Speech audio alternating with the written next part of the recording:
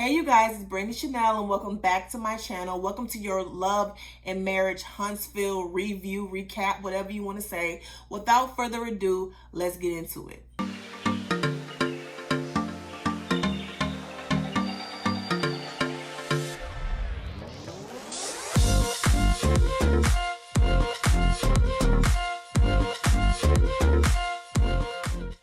Okay, you guys, we are back,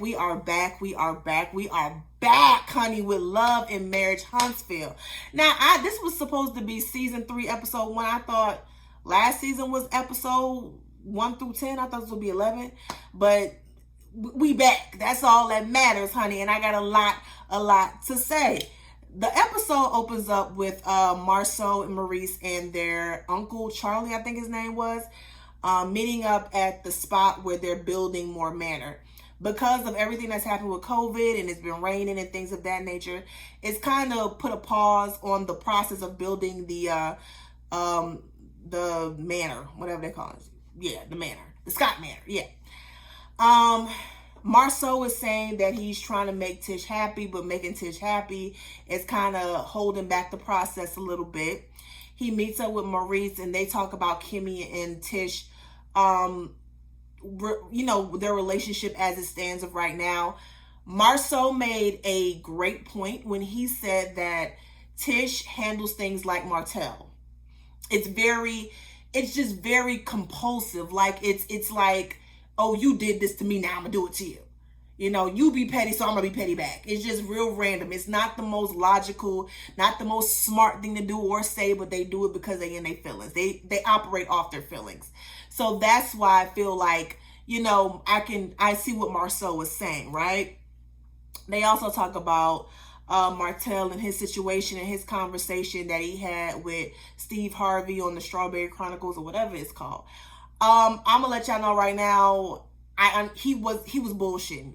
I'm gonna let y'all know right now, we're gonna get into Martell. We're gonna tear Martell's ass up. But I really do feel like that whole interview with Steve Harvey on trying to better himself was full of shit, and this episode proves me right?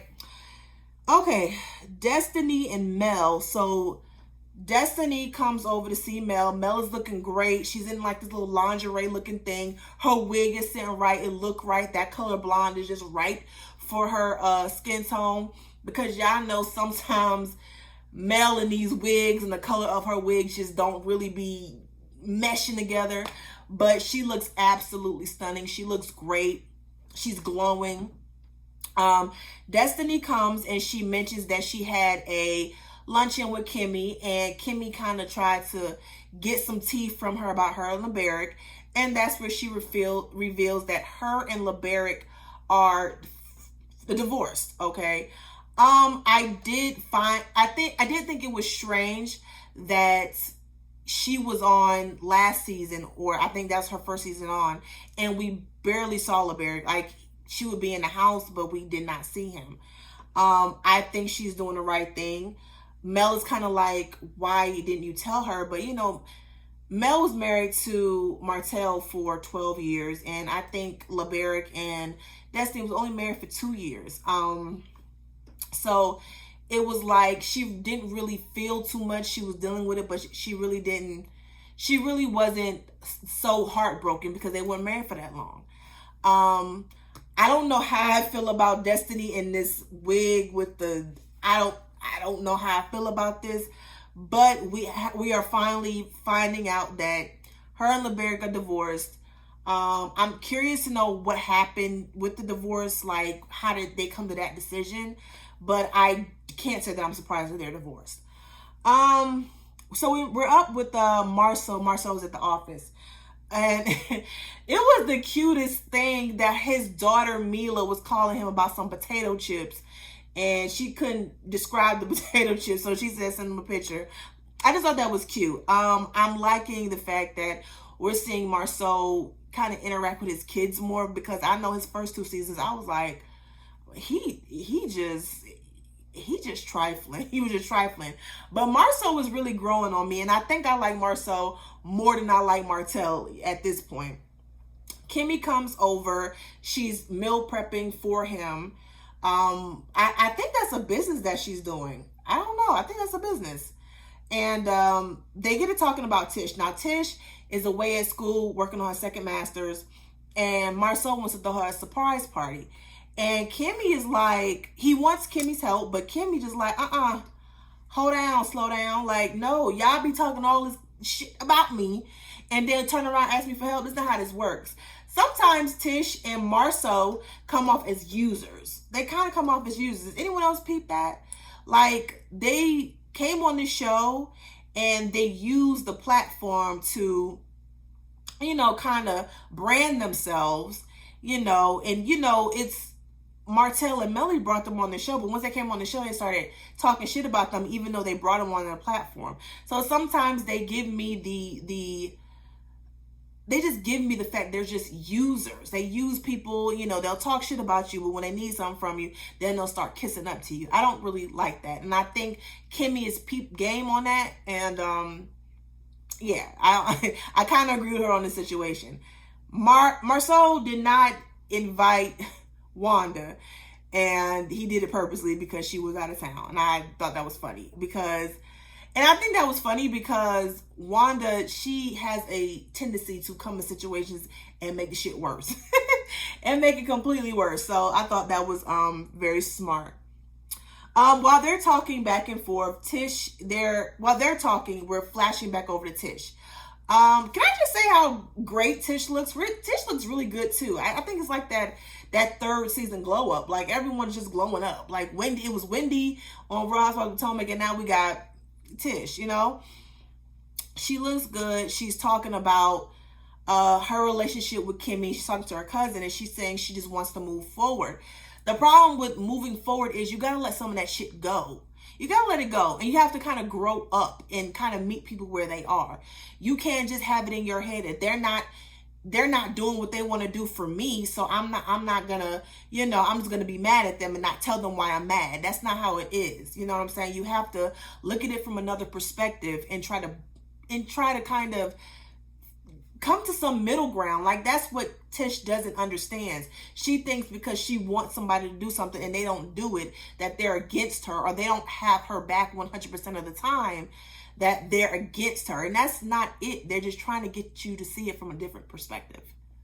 She doesn't get that for some reason. Kimmy at the end decides to help with the party, which I'm glad. She's helping. She's not doing majority of the work. Boy, here we go. So we catch up with Martell, and he is going over to Destiny's beauty supply store. And he's, basically saying, he's a free man. He just want to rebrand himself.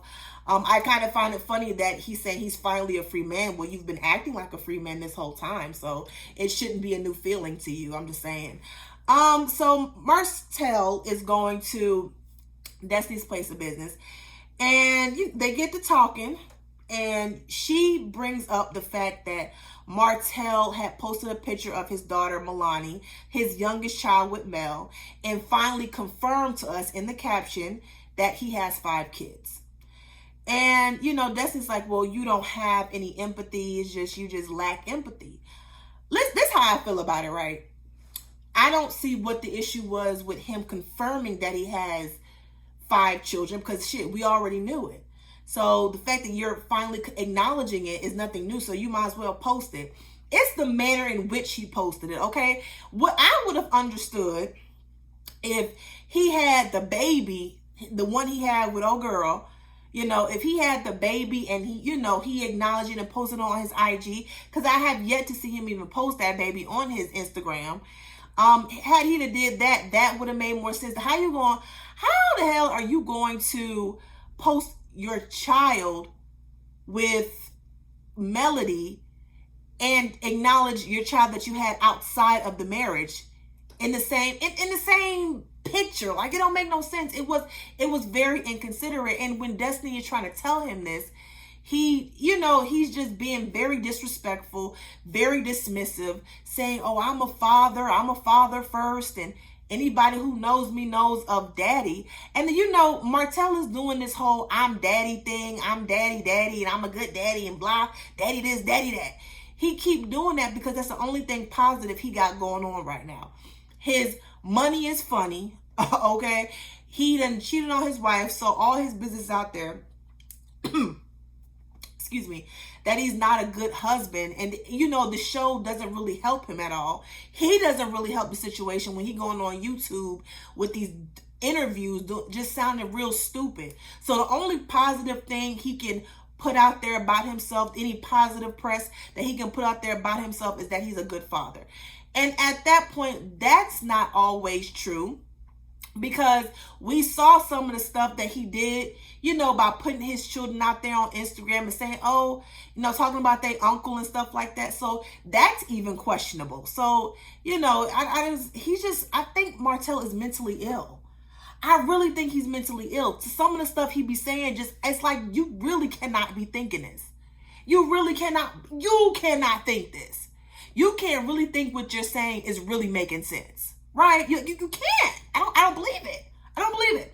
And so they get to talking, and they talking about Martell wanting to put some products, some beard oil, beard shampoo, just like some beard hair care products that he want to give to Destiny so that she can sell, you know, in her beauty supply store.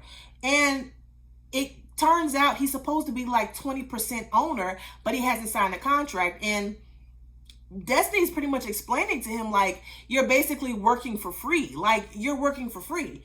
You're selling their products. You're on this television show selling their products. Now their sales is going to probably, you know, kind of pick up, and you're not going to see any percentage of that. And you contributed to that.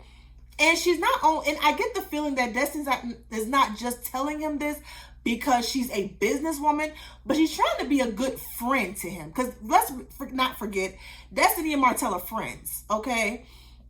And he's just being very rude, very disrespectful. He even goes so far as to say, well, I support Black-owned businesses. I'm supporting your Black-owned business right now. So it's almost like he think he doing Destiny a favor by putting them products up in there. Boy, is you stupid? Like, what is wrong? This is why I feel like he's mentally ill. I'm not even lying. I really do feel like he's mentally ill. Something must be wrong, because what you say does not make no sense. You are the one who is suffering financially because of the things that you have done. But yet you think you doing Destiny a favor? Destiny is established. With or without your products, her business is going to pretty much continue to thrive while you're struggling. So if anything, you need her more than she needs you. I'm just saying, Martell. I'm just saying. He was just so rude and disrespectful. And at one point, he's sitting up there saying, see, that's why you're getting a divorce. You and your mouth. You and your mouth. Girl, Destiny is a better woman than me, because I would have told him, listen, take your little fake ass beard products, put it back in the box, pack it up. You and your Fashion Nova for Men outfit, get out of my establishment with all that attitude. How you gonna come up here and sell some products and then disrespect me in my place of business? You got me all the way fucked up. That's what you do. That's what you got me. You got me fucked up. Like, that was just so, it was so crazy. And the thing about it is, it's just like, he goes on this tangent in the confessional saying he feels like men should, women should allow men to be men, or else you're going to be alone. Well, Martell, you're alone right now. You're alone because you don't even claim the woman that you just had a baby with, and you're divorced. So what does that say about you?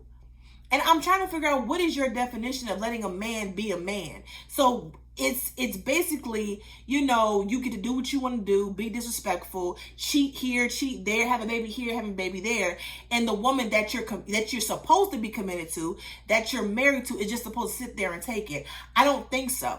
And it's like he says, you're gonna be alone, as if that's a bad thing. I would rather be alone than having to deal with somebody like Martell. Like, sounding like being alone don't sound too bad if I have to deal with you. That's what he don't understand.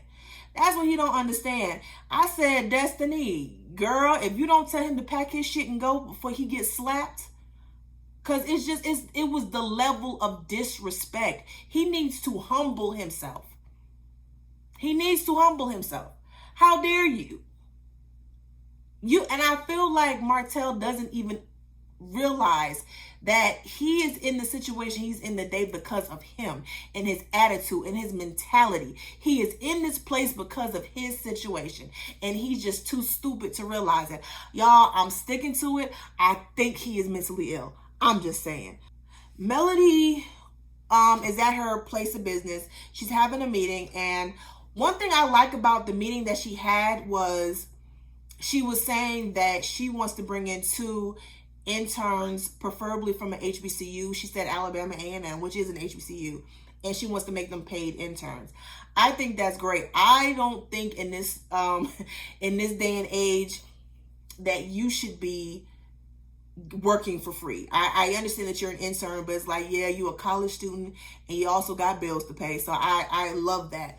But in walks Chris. And Chris, if y'all don't remember last year, him and his wife are good friends of Mel and Martell. And he's basically talking business with Mel. You know, he wants her to, you know, build a couple of houses on 47 acres. And even in this moment, right, she's still being considerate of Martell. Even though Martell did her wrong and dirty, she's still considerate of him. And I think part of that has to do with the fact that, you know, he is the father to her children. They were married for over a decade. So she still keeps him in mind with certain things. Me personally, I wouldn't care. He has basically had your kids on Instagram talking about their uncle. Like, I really wouldn't care too much about Martell, because like I said before, Martell is in this situation because of Martell and nobody else. So we're at Marceau's surprise celebration for Tish, okay? Kimmy is having a conversation with Tish's cousins, okay? And they're basically, let me say something real quick. I am from the South. And sometimes I feel like we do each other a disservice by being so loyal that we kind of lose perspective and we kind of lose reality in certain shit. I think what Kimmy said at that reunion was she was being honest. Like, what you want her to do, lie? And I don't understand how they're equating that with not being loyal. Like, what are we talking about? You know, she was being honest. And that's why I'm so glad, because a lot of Black families, especially from the South, they just have that mentality, like, family is supposed to stick together and you ain't supposed to, even if it's a lie. You know what I mean? It doesn't make sense. And I'm glad Kimmy got Tish's cousin together, because it's like, girl, this ain't got nothing to do with you. This has nothing to do with you. Like, why? Like, it has nothing to do with you. And I just thought it was, it's like, now I get it. Like, now I get it. Now I get why Wanda is like that. Now I understand why Tish is the way she is. Like, it's a family. It's a family affair. Like, they all think like this. Like, you know, if you go against them, like, if you say anything and you don't agree with the way they view their viewpoints, it's being against them. And it's like, no, it's not. That's why it is important to leave home. You know, when you have the opportunity, when you become older and become an adult, you need to go somewhere else and experience new things and, you know, learn from other people and their perspective, or else you're just going to be stuck in this same mindset. That's how I feel about Tish and her family. Of course, Tish comes, and it was so great because, you know, everyone eating is outside. Everyone like they're having fun. And Marceau, he surprises her with a watch. And, you know, I don't know what it is, but Marceau is becoming like more like he's interacting with the kids. You know, he's being okay to Tish. Like, I don't know whether he's trying to cover something up, because that could always be a possibility on this show, or or over the years since the show has started, he saw how he came off on the show and decided to make an effort and a change. So I'm glad for that. I was glad to see him put together that whole party for Tish and give her a gift. I thought it was great.